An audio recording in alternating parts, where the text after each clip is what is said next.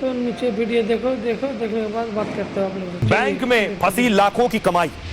किनकी कमाई? दरअसल आरबीआई ने एक बैंक की लगभग 26 ब्रांच बंद कर दी है, उससे पैसा नहीं निकाला जा सकता। उसके बाद की तस्वीर देखिए, अगली तस्वीर। बैंक के बाहर ग्राहकों की भीड़ लग गई, जमघट लग गया, सैकड़ों हजारों ग्राहक पहुंच गए बैंक के बाहर लाइन लगाकर। ये आप देख रहे हैं, लोगों की भारी भीड़ आपको नजर आ रही है चारों तरफ। ताला लगा है, बैंक के बगल में एटीएम है जो सर्विस में नहीं है, उसमें कैश ही नहीं बचा है। देखिए जरा, बैंक पर बैन और लाखों लोग बेचैन हैं। एटीएम बंद है, बैंक बंद है, कहीं से पैसा नहीं निकाला जा सकता, पूरी तरह से ताला लगा दिया, एटीएम आउट ऑफ सर्विस हो गया।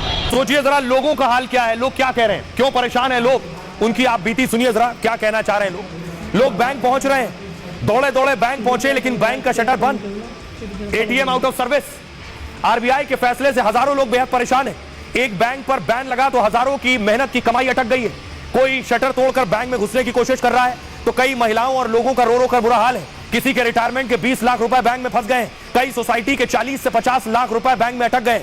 किसी की बेटी की कुछ दिन बाद शादी होने वाली है, पैसा कहां से निकाले, सारी जमा पूंजी बैंक में फंसी है, लेकिन जिसे वो ना निकाल सकते हैं ना इस्तेमाल कर सकते हैं। किसी के माँ बाप या रिश्तेदार अस्पताल में भर्ती है, लेकिन अब वो आगे का इलाज नहीं करा पा रहा है, क्योंकि बैंक से पैसे निकल नहीं रहे, एटीएम चल नहीं रहा है। सैकड़ों हजारों बच्चों का भविष्य भी दांव पर है। अगले महीने से बच्चों की सालाना परीक्षा है, लेकिन माता पिता बच्चों की फीस नहीं दे पा रहे हैं। न बैंक से पैसे निकल रहे हैं, न चेकबुक, न एटीएम चल रहा है। यूपीआई ऑनलाइन पेमेंट का चलन बढ़ा है, तो लेकिन कैश खत्म हो गया है, लोग अब कैश रखते नहीं। बैंक पर पाबंदी लगी तो बैंक का यूपीआई भी नहीं काम कर रहा, यानी बैंक में जमा अपने ही पैसों को लोग निकाल नहीं पा रहे हैं। इस बैंक में ज्यादातर मध्यम वर्ग और गरीब तबकों का खाता है। बैंक में लेन देन पर रोक लगी तो हजारों लोगों में हड़कंप मच गया है। लोगों को चिंता हो रही है कि उनका पैसा वापस मिलेगा या नहीं। ग्राहकों की परेशानी और नाराजगी देखते हुए पुलिस लगा दी गई है। सुनिए जरा, लोगों में नाराजगी और गुस्सा भी है, परेशान भी है, बेबस भी है, करें तो क्या करें, सुनिए। क्योंकि हमारा पूंजी सब उसके ऊपर पड़ेला है। लेके जाओ, हमको लॉकर में लेके जाना, किधर लेके जाना लेके जाओ, कम से कम उधर तो दाल भात खाएंगे, तो यहाँ से कहाँ से खाएंगे हम लोग। पूरा पैसा बैंक में है, जीपे नहीं कल से हो रहा है, बच्चों लोग का फी नहीं जा रहा है, तो हम करेंगे क्या। मेरे पैसे अटके हुए, मेरी माँ हॉस्पिटल में, मैं उसको मरने दूं?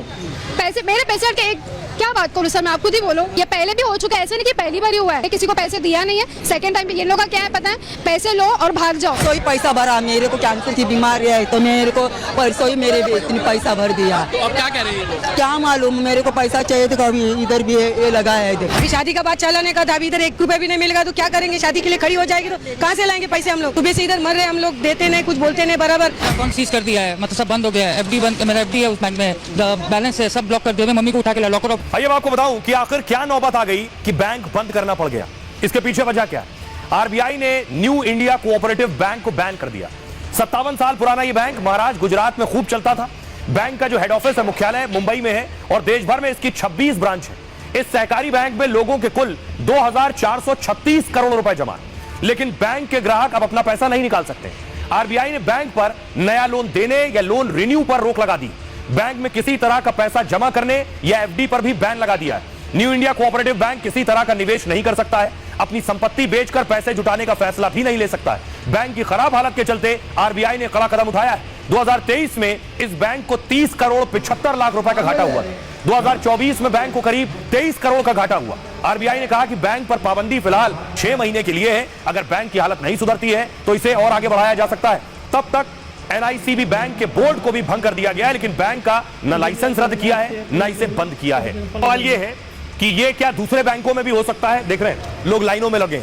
अगर कोई बैंक वाकई बंद हो जाता है और आपका पैसा जमा है, तो बैंक के ऊपर क्या लायबिलिटी है, कितना पैसा वो वापस कर सकता है, करेगा भी या नहीं करेगा, और करेगा तो कितना करेगा, ये आपको बताता हूं। यह बैंक में कैश जमा होता है आपका, और आप जाते हैं कैश काउंटर पर, कैशियर से पैसा लेते हैं या एटीएम से निकालते हैं। लेकिन बैंक अगर बंद हो जाए तो आपको क्या मिलेगा? आपके पूरे पैसों की बैंक कोई गारंटी नहीं देता है। बैंक में जमा सिर्फ 5 लाख रुपए तक की गारंटी है, यानी आपके बैंक में 10 लाख 20 लाख जमा है, और बैंक बंद होने से अगर ये पैसे डूब गए तो भी आपको सिर्फ 5 लाख रुपए ही मिलेंगे। बैंकिंग नियमों के तहत 5 लाख तक का इंश्योरेंस होता है। अगर बैंक की अलग अलग ब्रांच में 5 लाख से ज्यादा जमा है तो भी बैंक के दिवालिया होने या डूबने पर 5 लाख रुपए ही मिलेंगे। अगर बैंक में 5 लाख से कम जमा है तो उतना ही मिलेगा जितना जमा है, लेकिन ग्राहकों को यह रकम तुरंत नहीं मिलती है। बैंक में जमा पैसे मिलने में 3 से 6 महीने का वक्त लग सकता है। पैसे सुरक्षित रखना चाहते हैं तो पूरी रकम एक बैंक में न रखें। छोटे और लोकल बैंक में ज्यादा रकम रखने से बचें। प्राइवेट और पब्लिक सेक्टर के बड़े बैंक में पैसे रखें। इनमें कोऑपरेटिव बैंक से बेहतर सुरक्षा मानक होते हैं। यह है बैंक का मानक।